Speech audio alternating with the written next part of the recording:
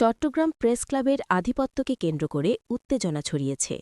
আজ চট্টগ্রাম সার্কিট হাউসে সাবেক ও বর্তমান সাংবাদিকদের দুই পক্ষের মধ্যে বাগবিতণ্ডা থেকে হাতাহাতির ঘটনা ঘটে। এতে সেখানে সাময়িক বিশৃঙ্খলা সৃষ্টি হয়।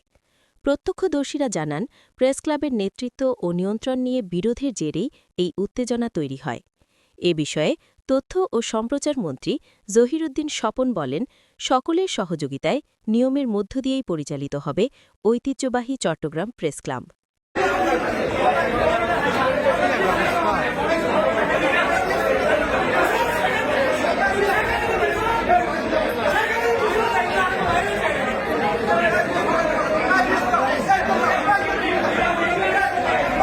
আমি আশা করি চট্টগ্রাম প্রেস ক্লাব একটা ঐতিহ্যবাহী প্রতিষ্ঠান।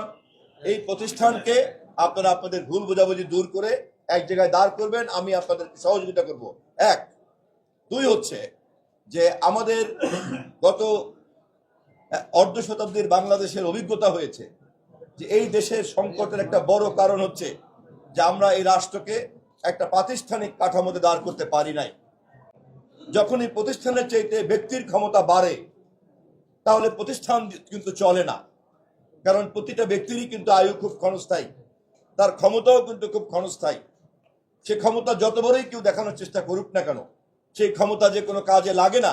গত 50-55 বছরের ইতিহাসে বাংলাদেশে কিন্তু আমরা তা দেখেছি।